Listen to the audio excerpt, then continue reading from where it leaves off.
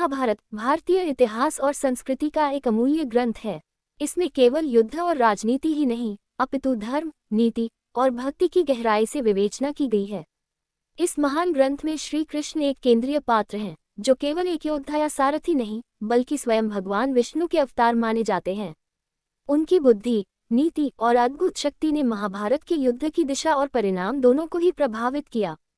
कर्ण महाभारत के सबसे तेजस्वी, पराक्रमी और दानवीर पात्रों में से एक थे। वे कुंती के पुत्र थे, लेकिन जन्म के तुरंत बाद ही त्याग दिए गए और एक सारथी के घर पले बढ़े। उन्हें समाज में हमेशा सूते पुत्र कहकर अपमानित किया गया, परंतु उन्होंने कभी हार नहीं मानी। वे परम धनुर्धर बने और भगवान परशुराम से अस्त्र विद्या सीखी। जीवन भर उन्होंने अधर्म और धर्म के बीच झूलते हुए अपने कर्तव्य को निभाया। महाभारत के युद्ध से पहले जब श्री कृष्ण शांति दूत बनकर कौरवों के पास गए और पांडवों के लिए केवल 5 गांवों की मांग की, तब दुर्योधन ने उनका अपमान किया। कृष्ण ने वहां अपनी विराट रूप धारण किया, जिसे केवल कुछ ही योद्धा समझ पाए। कर्ण ने भी उस दिव्य रूप की झलक देखी और उसकी आंखें खुली कि यह साधारण मनुष्य नहीं, स्वयं भगवान है। बाद में कृष्ण ने कर्ण से व्यक्तिगत रूप से भेंट की और उसे यह बताया कि वह कुंती का पुत्र है और उसका स्थान पांडवों के साथ होना चाहिए। परंतु कर्ण ने कृष्ण की बात मानने से इनकार कर दिया, क्योंकि वह दुर्योधन के प्रति अपनी मित्रता और कर्तव्य के लिए प्रतिबद्ध था। युद्ध के दौरान कई बार ऐसा हुआ जब श्री कृष्ण की भूमिका युद्ध में निर्णायक रही।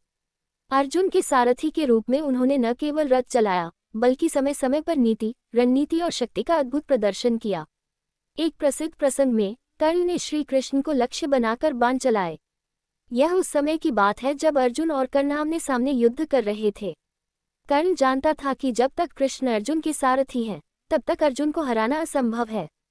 इसलिए उसने सोचा कि यदि वह पहले कृष्ण को घायल कर दे या नष्ट कर दे, तो अर्जुन असहाय हो जाएगा। कर्ण ने ब्रह्मास्त्र जैसी शक्तिशाली दिव्यास्त्रों का प्रयोग किया और एक अत्यंत तेज बाण चलाया, जिसका लक्ष्य श्री कृष्ण का वध करना था। जैसे ही वह बाण श्री कृष्ण की ओर बढ़ा, सभी योद्धा स्तब्ध हो गए। लेकिन तभी चमत्कार हुआ। जैसे ही वह बाण श्री कृष्ण की ओर आया, उन्होंने मुस्कुराते हुए उसे अपने शरीर से सहजता से झेल लिया। वह बाण उनके शरीर में प्रविष्ट नहीं कर सका। ये देखकर कर्ण स्तब्ध रह गया। उसे विश्वास ही नहीं हुआ कि उसका इतना शक्तिशाली अस्त्र भी इस व्यक्ति को छू तक नहीं सका। कर्ण को पहली बार श्री कृष्ण की दिव्यता और उनकी अपराजयता का वास्तविक अनुभव हुआ। एक अन्य कथा के अनुसार, जब कर्ण ने एक विशेष बाण चलाया जो कि श्री कृष्ण और अर्जुन दोनों को एक साथ लक्ष्य बनाकर चलाया गया था, तब कृष्ण ने अपना रथ कुछ इंच नीचे कर दिया और बाण केवल अर्जुन के मुकुट को छूता हुआ निकल गया। इस चतुराई ने कर्ण को चौंका दिया। उसे तब समझ आया कि यह केवल एक राजनीतिक या रणनीतिक युद्ध नहीं है, ये धर्म और अधर्म के बीच की लड़ाई है जिसमें ईश्वर स्वयं पक्ष में खड़े हैं। कर्ण ने जब श्री कृष्ण की शक्ति देखी, वह आंतरिक रूप से विचलित हुआ। वह जानता था कि श्री कृष्ण की लीला को कोई नहीं समझ सकता। वह एक ही समय पर मनुष्य भी थे और ईश्वर भी। उन्होंने हर परिस्थिति में धर्म का पालन किया और अधर्म का विनाश किया। कर्ण की यह मानसिक स्थिति युद्ध के अंतिम दिनों में और भी स्पष्ट हुई।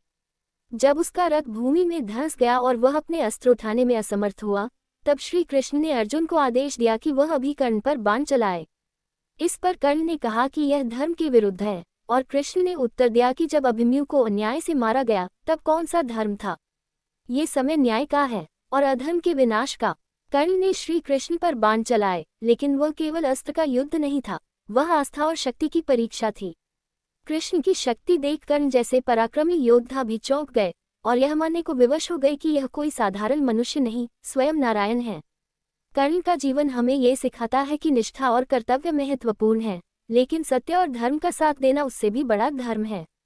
महाभारत की यह कथा केवल पौराणिक नहीं, बल्कि आज के समय में भी यह सिखाती है कि सच्चा बल केवल बाहुबल में नहीं, बल्कि सत्य, नीति और ईश्वर की भक्ति में है।